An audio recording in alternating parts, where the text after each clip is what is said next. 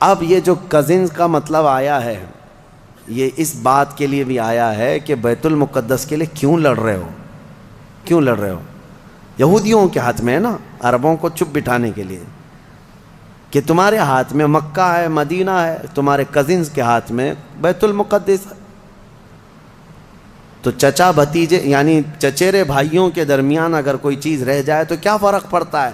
انہوں نے اس طرح سے اس کو ہاں دوستو، کیسے ہیں؟ امید ہے جو آپ لوگ اچھے سے ہوں گے، خیریت سے ہوں گے۔ تو آپ کے لیے ایک میں نیکسٹ ویڈیو لے کر آیا ہوں جو مفتی سلمان اظہری صاحب کا ہے۔ جی ہاں دوستو، اس ویڈیو کو آپ بالکل اسکپ مت کیجیے گا کیونکہ آپ کو اس ویڈیو میں انٹرسٹنگ بات معلوم ہونے والا ہے۔ جی ہاں دوستو، ہم سب جانتے ہیں جو پوری دنیا میں کہیں بھی کلمہ پڑھنے والا ہم مسلمان بھائی۔ جی ہاں دوستو، جیسے کہ غزہ اور فلسطین مسلمانوں کے ساتھ جو اسرائیل ظلم کر رہا ہے ان لوگوں کے اوپر، ہم دنیا کے تمام مسلمان فلسطین اور غزہ کے ساتھ ہے۔ جی ہاں دوستو، تو اس سے دنیا کی دوسرے جو مذہب والے ہیں اس کو بہت چبھتا ہے اس بات سے، جو مسلمان آخر فلسطین کو کیوں سپورٹ کر رہا ہے، فلسطین کو کیوں ساتھ دے رہا ہے۔ جی ہاں دوستو، لیکن ہمیں ایک بات یہ نہیں سمجھ میں آتا، آخر اسرائیل تو یہودی دیش ہے لیکن ہندوستان کے ہندو لوگ کو اس کی سمرتھن کیوں کرتا ہے؟ آخر ہم تو فلسطین کو سمرتھن اس کے لیے کرتے ہیں، وہ ہمارا بھائی ہے، کیونکہ وہ بھی کلمہ پڑھنے والے، ہم بھی کلمہ پڑھنے والے۔ جی ہاں دوستو،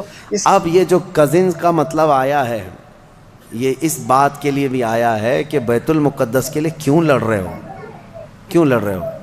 یہودیوں کے ہاتھ میں ہے نا، عربوں کو چپ بٹھانے کے لیے کہ تمہارے ہاتھ میں مکہ ہے، مدینہ ہے، تمہارے کزنز کے ہاتھ میں بیت المقدس ہے۔ تو چچا بھتیجے یعنی چچیرے بھائیوں کے درمیان اگر کوئی چیز رہ جائے تو کیا فرق پڑتا ہے؟ انہوں نے اس طرح سے اس کو ڈائیورٹ کر دیا ہے، چچیرے بھائیوں کی لڑائیاں ہیں۔ خیر یہ ایک مسئلہ اپنی جگہ پر۔ اب میں آتا ہوں ہمارے یہاں کے اندھ بھکتوں کے لیے جو یہودیوں کی چاٹتے ہیں اور ان کو اپنا آقا و ماوا تسلیم کرتے ہیں، اسرائیل کے گلے سے گلے لگتے ہیں، ہمارے صاحب بھی جا کر کے گلے لگتے ہیں۔ آپ کو پتہ ہے اسرائیل کے پرائم منسٹر سے بڑی گہری دوستی ہے، لیکن ان کو پتہ نہیں اسرائیل کے سارے لوگ بتوں کو توڑتے ہیں، بتوں کی پوجا نہیں کرتے۔ وہ یہودی ہیں نا، تو یہ ان سے پوچھیں کہ تمہارے باپ داداؤں میں سے یا خاص طور پر ابراہیم علیہ السلام نے تو بتوں کو توڑ مارا تھا، تو یہ وہاں پر نہیں سوال کریں گے کیونکہ یہودی ہیں، پاور ان کے پاس ہے، تو گلے لگ جاؤ، گلے لگ جاؤ، جہاں جہاں پاور دکھے گا وہاں پر گلے لگ جاؤ، اور جہاں غریب ہیں وہاں گائے کا پیشاب یاد آئے گا، وہی پورے جنگ کا ذریعہ بن جاتا ہے۔ ہاں بیسک وجہ یہاں پر بن جاتی ہے۔ بہرحال یہ دغلی پالیسی ہے۔ ان لوگوں سے تمہاری دوستی کیسے ہو سکتی ہے؟ میں ان لوگوں سے کہتا ہوں، آئیڈل ورشپرز جتنے بھی ہیں، ان کی دوستی ان سے کیسے ہو جاتی ہے جو یہودی ہیں یا عیسائی ہیں؟ وہ بالکل بتوں کی پوجا نہیں کرتے اور وہ بتوں کو توڑتے ہیں، اور ان کی کتابوں میں موجود ہے، یہودیوں کی کتابوں میں بھی، کہ بتوں کو جہاں پاؤ وہ توڑ دیا گیا ہے۔ حضرت ابراہیم علیہ السلام کا یہ واقعہ موجود ہے۔ تو پھر ان کی دوستی کیسے ہے؟ کہ اصاف اور نائلہ دو بت تھے مکہ میں۔ یہ صفا اور مروہ جو پہاڑیاں ہیں نا، اس پہ کیا تھا؟ صفا پہ ایک بت تھا، مروہ پہ ایک بت تھا، اصاف اور نائلہ۔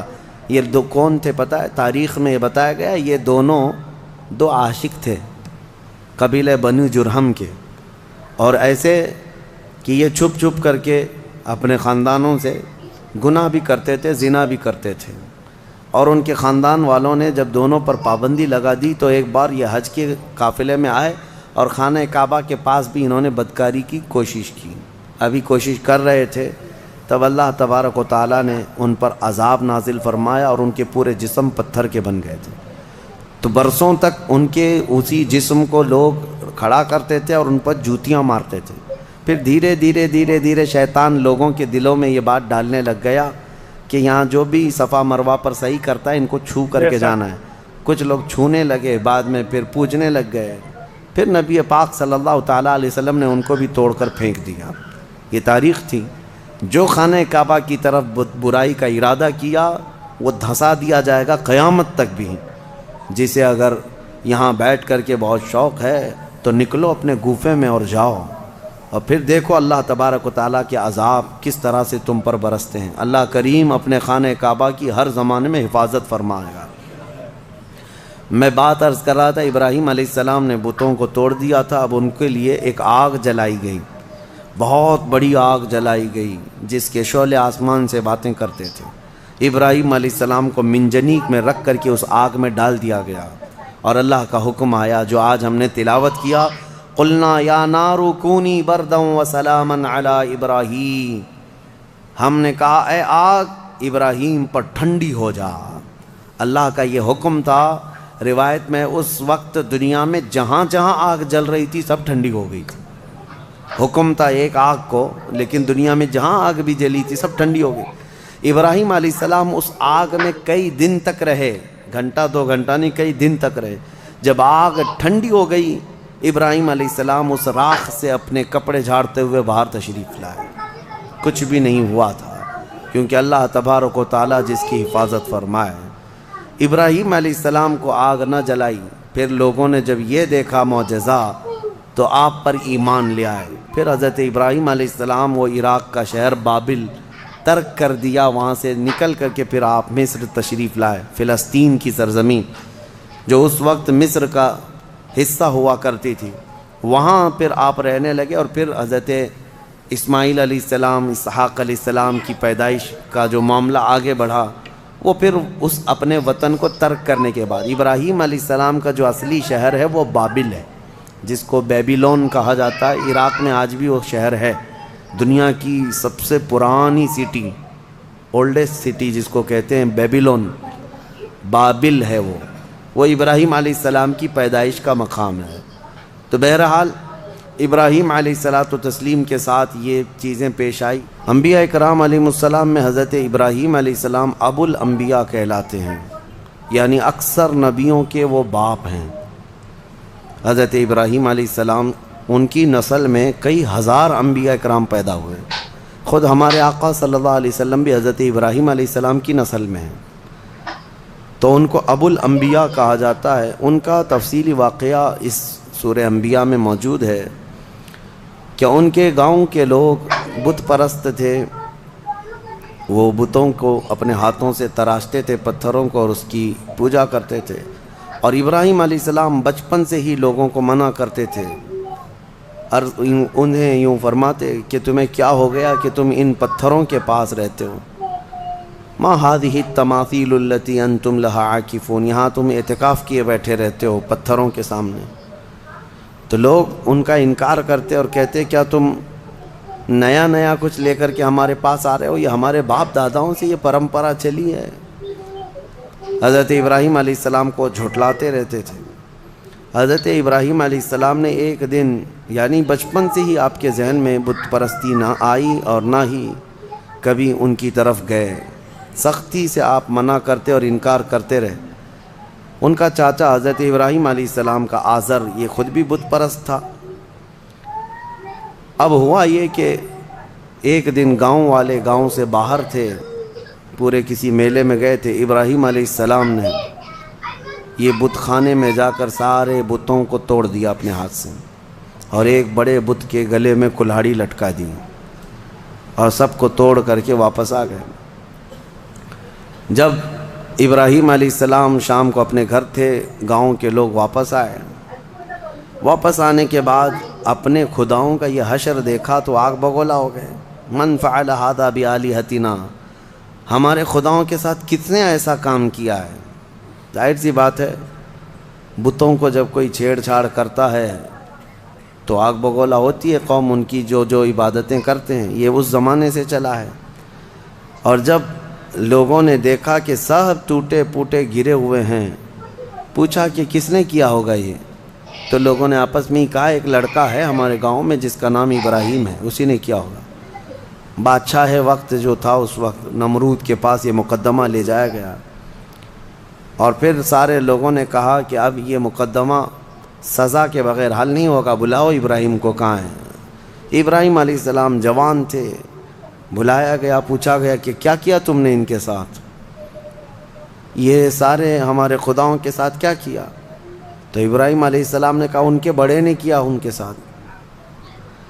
پوچھا تم اکیلے گاؤں میں تھے، کس نے کیا ہے؟ تو ابراہیم علیہ السلام نے کہا ان کے بڑے نے کیا، کیونکہ ایک بڑا بت ویسے ہی چھوڑ دیا تھا انہوں نے اس کے گلے میں کلہاڑی ڈال کر، اور باقی سب چھوٹوں کو سلا دیا تھا۔